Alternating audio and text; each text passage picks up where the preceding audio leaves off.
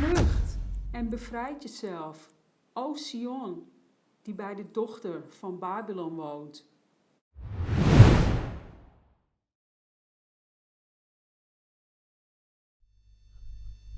Shalom to the 12 tribes scattered abroad and to GUI. I hope everyone's doing well. I'm back, and this is Abraham's land connection. From the previous videos I've done with the land connection, this is another one, and you will see, in fact, Abraham's land connection. Many people, my new subs, you may not know what land connection is. You may need to go back and look at the previous videos that's dealing with land connection. The land connection is very, very important, and I'm going to show you here the importance of land connection with scripture dealing with Abraham. And the first scripture I'm going to show is Genesis 12 1 through 7, and it says, "Now Yahuah had said to Abraham, get out of your country." This is what he said to him. I want you to remember this first verse. This is what he said. Get out of your country. One thing we need to know about Abraham is the fact that he was born and lived in Babylon, ancient Babylon, modern day Iraq. And so we will see a parallel dealing with today and what he did. We know that things that's done in the past, it will be done again. And this is one of the things, him saying get out. He was saying flee, come out of her. This is what he was saying. And we have this same, he's telling us the same thing today. Flee Babylon. This is what he's saying. Come out of her. Come out of your country. Come out from your family. See, when you leave Babylon, you're coming out from amongst your family. He says, and from your father's house to a land. So this is for those that say no, you flee spiritually. You know, I'm blue in the face now. I'm blue in the face. And I know everyone is not going to get it. I get that. Everyone will not understand. He will not give you the discernment, and you still will walk in darkness. But it says to a land. No one in scripture done anything supernaturally where they disappeared from one place to another. It didn't happen. Everyone there had to move. So it says to a land that I will show you. He says, I will make you a great nation. I will barak you and make your name great, and you shall be a barakah. We know the story. I will barak those that barak you, and I will curse him who curses you. And then all the families of the earth shall be baraked. Okay, verse 4. So Abram, listen what verse 4 says. So Abram departed as Yahuah has spoken to him. This is what makes him a friend of the Most High. He did what he said. When he said something, one thing about Abram, he did not question the Most High. If he told him to do something, he did it, and that was it. So he departed as Yahuah had spoken to him, and Lot went with him, and Abram was 75 years old when he departed from Haran. Then Abram took Sarah his wife, and Lot his brother's son, and all their possessions they had gathered, and the people whom they had acquired in Haran. Okay, and they departed to go to the land of Canaan. So we see them departing and going to the land of Canaan. So they came to the land of Canaan. Abram passed through the land to the place of Shechem, as far as the terebinth tree of Moreh.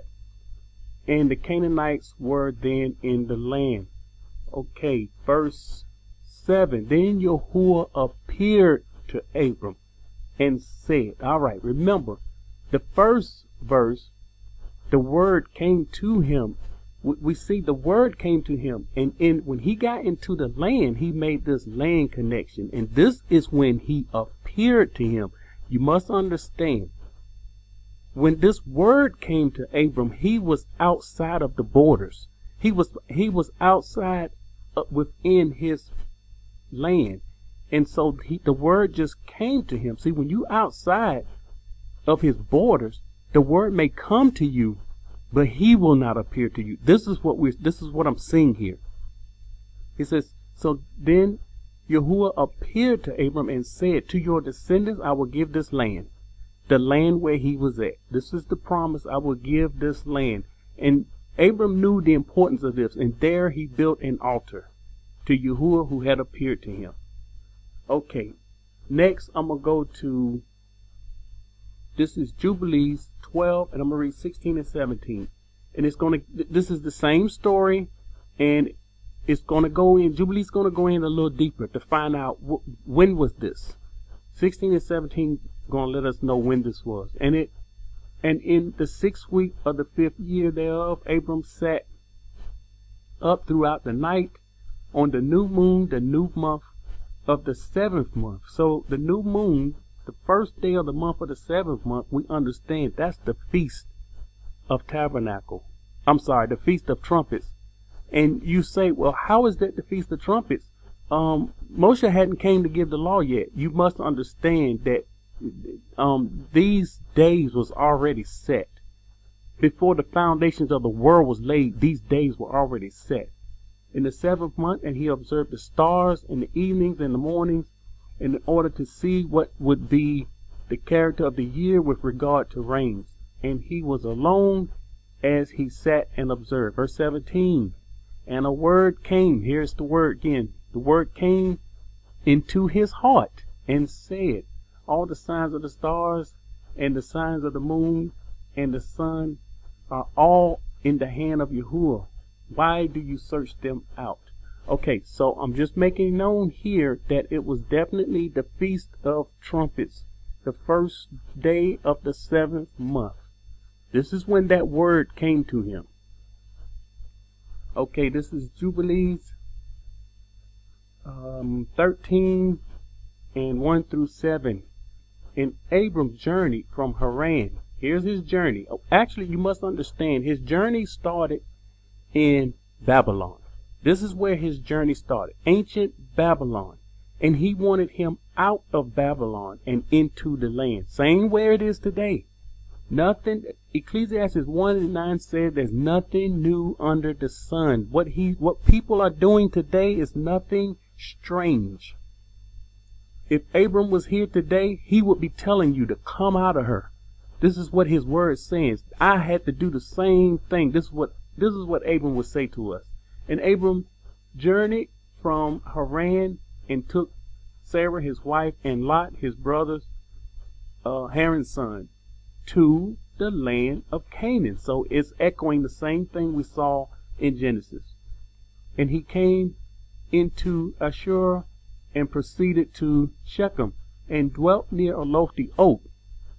And he saw and behold the land. He saw and behold the land. Listen at this. It's going to describe this land, that it was very pleasant. I've been telling you about this land, and here's his land connection. I've been telling you, and I've been telling you. The scripture, let me back up. The scripture is telling you what this land is like, but people are not getting it. They are focusing and concentrating on the wrong things.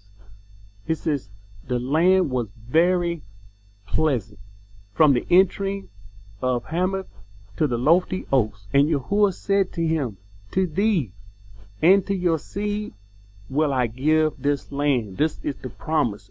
And he built the altar there, and he offered burnt offerings. So here we have Abram offering burnt offerings to Yahuah.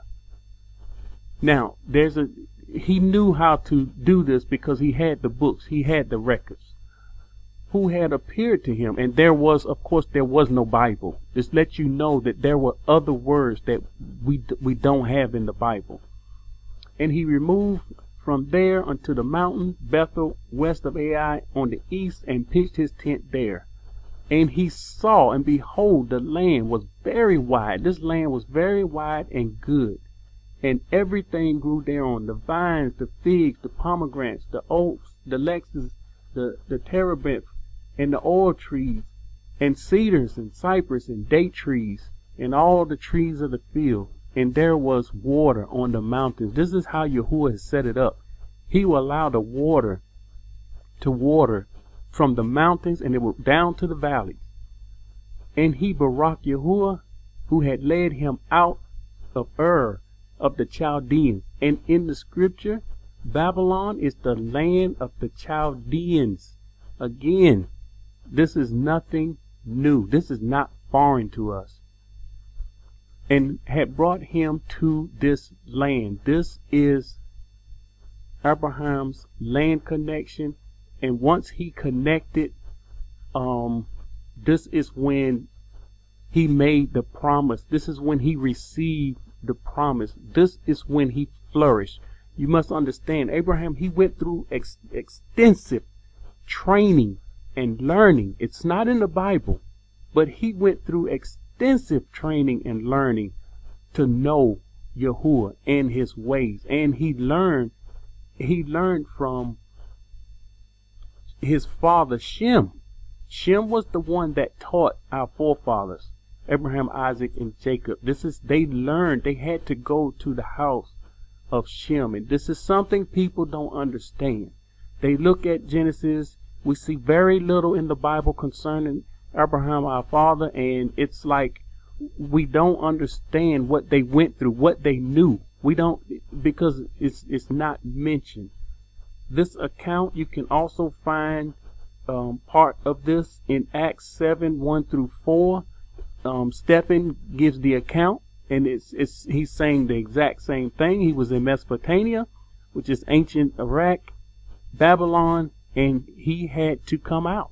He had the word, the same word we got today, to come out of her, come out from your countrymen, come out from your family, come out from amongst them. He's saying, separate yourself from the abominations of the land. This is what he's saying. This is what he's telling us today. But again, many will miss this because of false doctrines, because of false teachings. You will see this, you will see that, and it's far from the truth.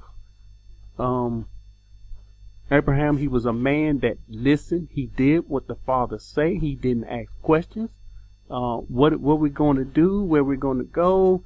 He trusted in the Most High. This is what made him a friend. He was obedient to the Father, and he done what the Father asked him to do. This video it's not to, it's not to poke at anyone, make fun of anyone, because a lot of people go against him telling his people to come out. The people, it's kind of funny. I have to laugh sometimes. They fight against him. They fight against his word. Notice the word came to Abram. It came to him. And when he went in the land and he made the land connection, this is when he appeared to him. So it's something, I'm telling you, it's something when you make that land connection, when you come back to the land of the forefathers and make that land connection. All the mighty men in the Bible made that land connection. Those that was righteous, those that were Kadash, they made the land connection, and they know what it's all about. To not make a land connection ever in your life is tragic. It's an absolute, it's devastating. I hope you take it to heart and it barak you. Hope everyone doing well. Shalom.